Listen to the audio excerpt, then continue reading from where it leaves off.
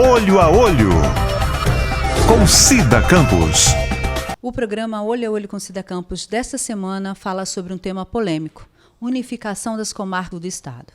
E nossos convidados, Dr. Marcos Felipe, representando a OAB do Espírito Santo, Vitória, Dr. Luiz Moulin, presidente da OAB de Guaçuí, Dr. Adílio Neto, presidente da OAB de Cachoeiro Itapemirim, e Dr. Lucas Serbati, advogado em Cachoeiro. Seja bem-vindo, Dr. Luiz Moulin, presidente da OAB de Guaçuí do Espírito Santo. Dr. Luiz, a integração ou unificação das comarcas do Espírito Santo, isso para o senhor como presidente da OAB de Guaçuí, qual é a sua visão referente a essa integração? Olha, veja bem, nós como presidente da ordem da região sul do Espírito Santo, da região de Guaçuí, Dores do Rio Preto, Calçada, Apiacá e Bom Jesus, que está sendo extremamente e diretamente afetado por essa extinção e fusão de comarcas, nós achamos que é um retrocesso imenso, não só para a advocacia, mas principalmente para a população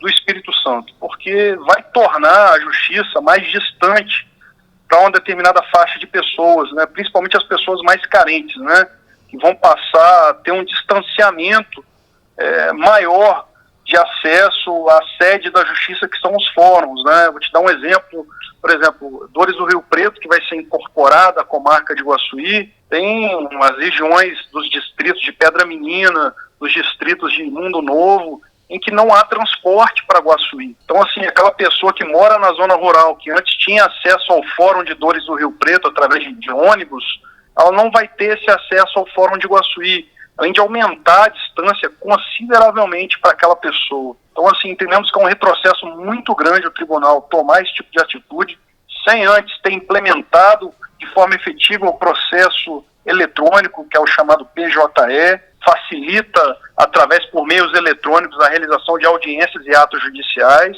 Acho que não houve uma discussão hábil com a sociedade, com a advocacia, para poder implementar esse projeto que foi feito de forma muito rápida durante a pandemia, né? E eu acho que justamente para não dar tempo de reação da sociedade civil e da advocacia. Doutor Luiz, o senhor acredita que as pessoas, principalmente os mais necessitados, não terão acesso esse acesso será limitado à justiça? Veja bem, eu acho que não ter acesso é uma palavra muito forte, mas vai dificultar muito o acesso, porque vai aumentar a distância.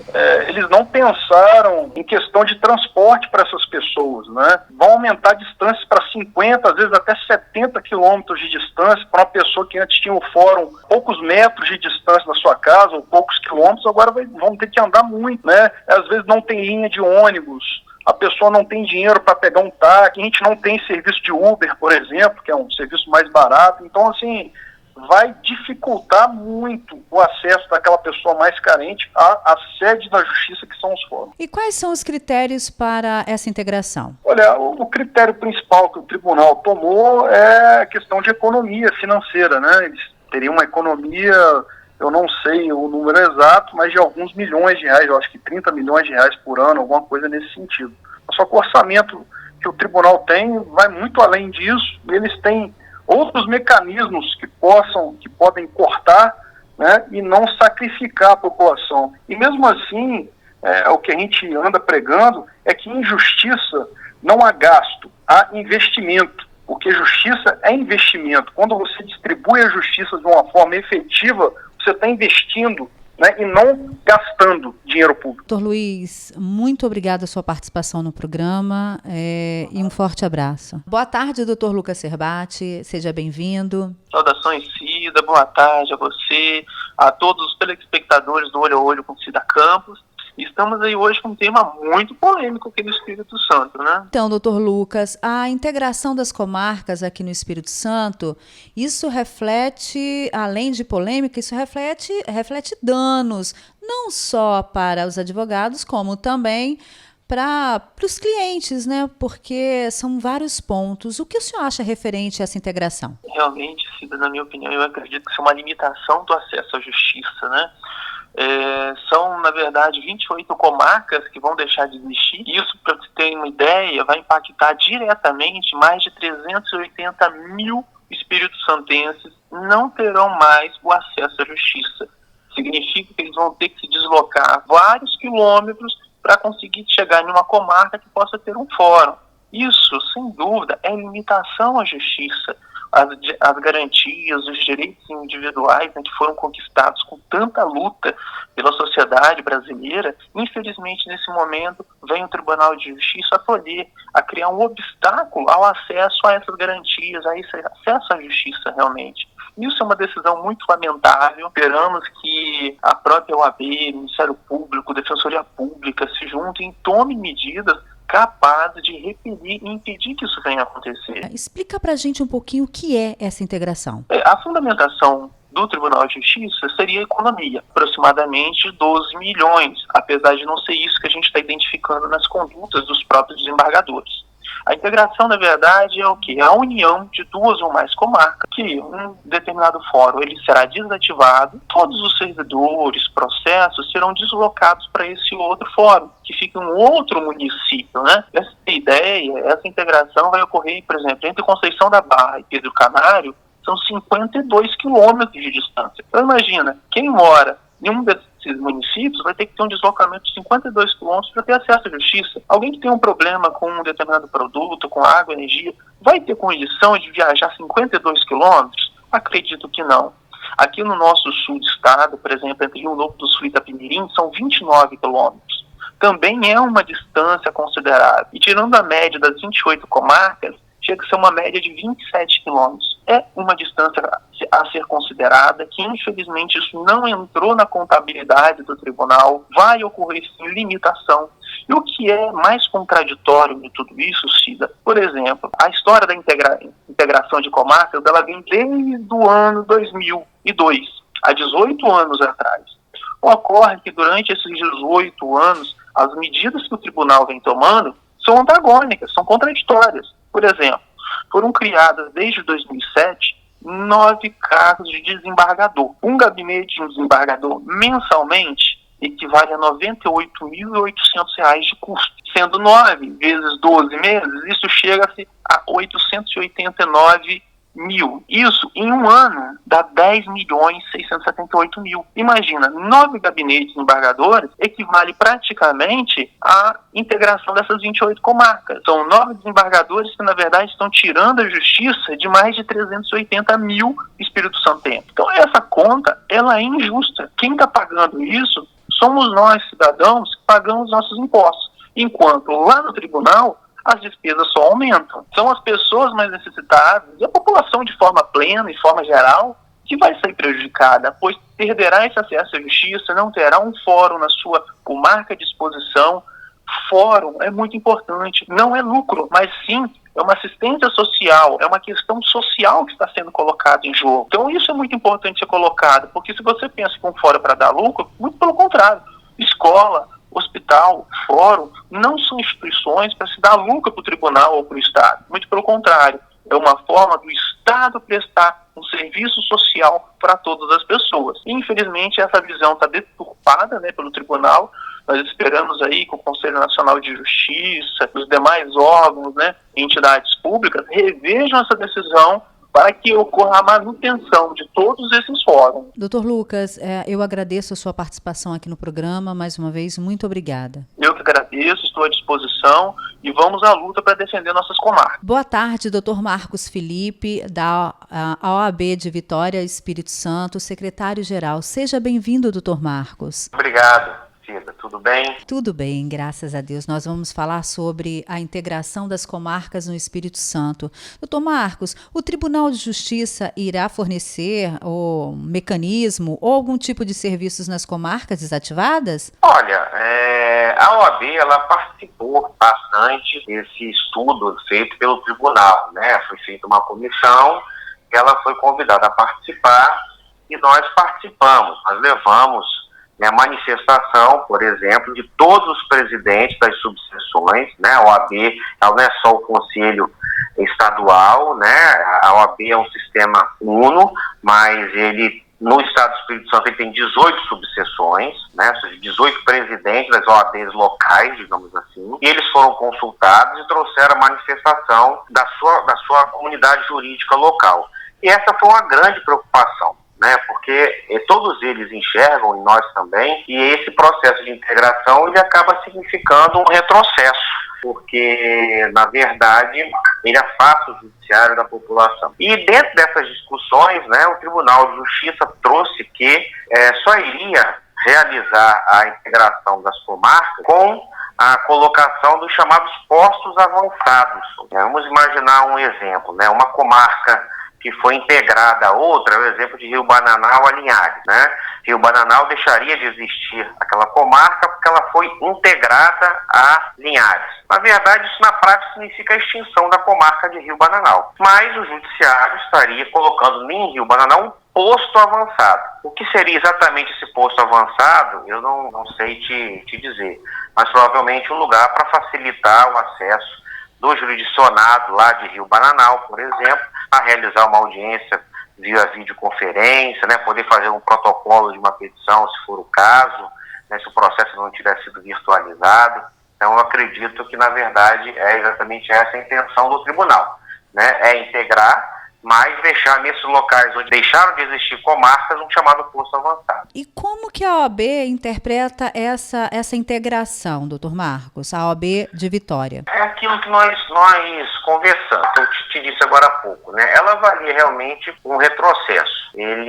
A OAB acha, sim, que há necessidade de ajuste de despesas do judiciário, né? Mas realmente é preciso encontrar uma alternativa que não penalize o cidadão. Esse cidadão, ele necessita de ter acesso à justiça. E muitas vezes, quando você integra uma comarca e coloca o cidadão a 20, 30, 40, 50 quilômetros de distância do judiciário, você traz um prejuízo ao acesso à justiça. E outro detalhe importante, sempre perto de uma comarca onde tem um fórum, existe também uma sede do Ministério Público e também da Delegacia de Polícia. Como é que ficará isso no futuro? O Ministério Público, se não tem ali a unidade do Poder Judiciário, provavelmente ele também entenda não ser necessário ficar naquela comarca, e daí ele se retira também. O cidadão já não tem mais o judiciário nem o Ministério Público. E, de repente, não vai precisar também da polícia. Então, a gente vê com muita preocupação isso, que realmente é essa integralização das comarcas, que significa, na verdade, extinção de comarcas, tá? Faça um efeito cascata de fazer com que daquela comarca extinta também dela saiam o Ministério Público e muitas vezes a polícia. É importante deixar claro, o senhor falou muito bem nisso, como todos os outros nossos convidados, que a população não pode ser penalizada e não pode ser prejudicada, ter direito a acesso à justiça, né? Então isso tem que ser olhado com muito cuidado, né, doutor Marcos? Claro, o que a OAB sempre pontuou é que realmente essa integração ela vai prejudicar de forma muito grave a advocacia do interior e a população mais carente.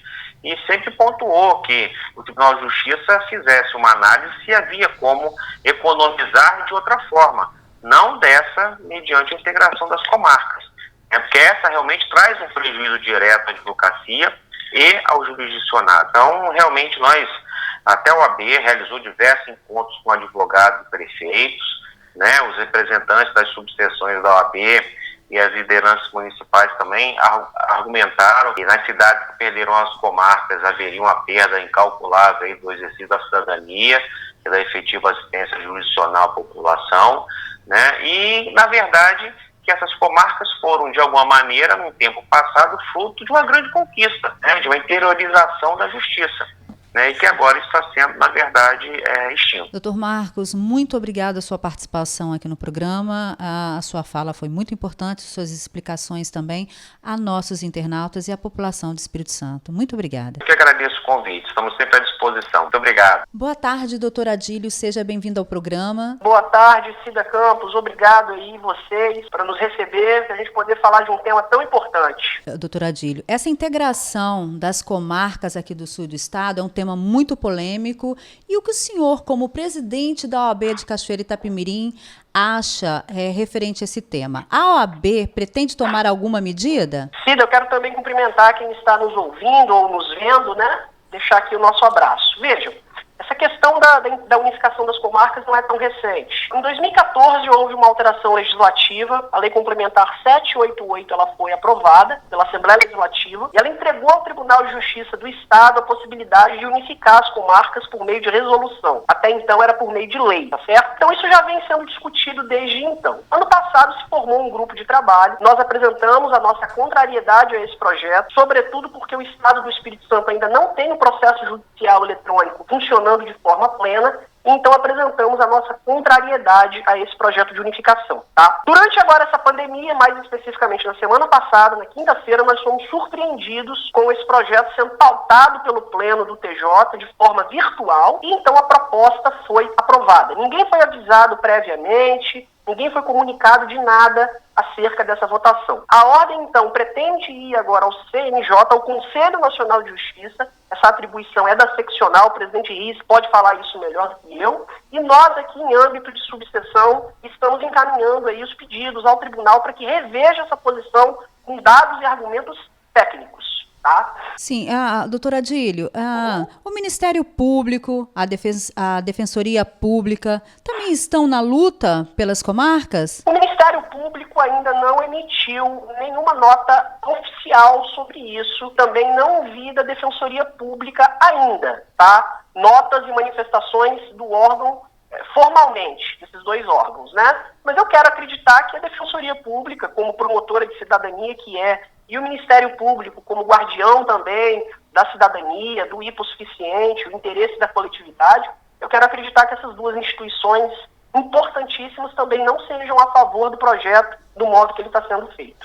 O senhor sabe se os deputados, os prefeitos, até mesmo o senhor governador, estão a favor dessa adesão? Pelo que nós acompanhamos da última sessão da Assembleia Legislativa, salvo engano foi na sexta-feira, vários deputados se manifestaram contrariamente a esse projeto, tá? O governador do estado, por parte do governador Renato Casagrande, eu ainda também não vi nenhuma manifestação oficial dele sobre esse tema. Mas na Assembleia Legislativa eu já vi, sim, deputados aí contrários a esse projeto. Doutora Adílio, para nós encerrarmos o nosso bate-papo de hoje, qual a mensagem que o senhor deixa como advogado, presidente da OAB e cidadão? O projeto de unificação representa um retrocesso dentro do Estado do Espírito Santo. A unificação das comarcas, ela vai retirar do jurisdicionado, do cidadão, principalmente o mais pobre, a oportunidade de buscar o judiciário e apresentar as suas demandas. A gente não entende que o investimento em justiça seja gasto. O nome já diz, é investimento de promoção de cidadania, né, e de pacificação social. Essa é a mensagem que a gente tem agora. E estamos aí esperançosos de conseguir reverter alguma coisa. Doutora Adílio, muito obrigada a sua participação aqui no programa. Como sempre, nosso amigo, nosso parceiro de Cachoeira e Itapemirim, do Estado do Espírito Santo. Estamos à disposição, eu que agradeço. O programa Olho a Olho com Cida Campos desta semana fica por aqui. Até semana que vem.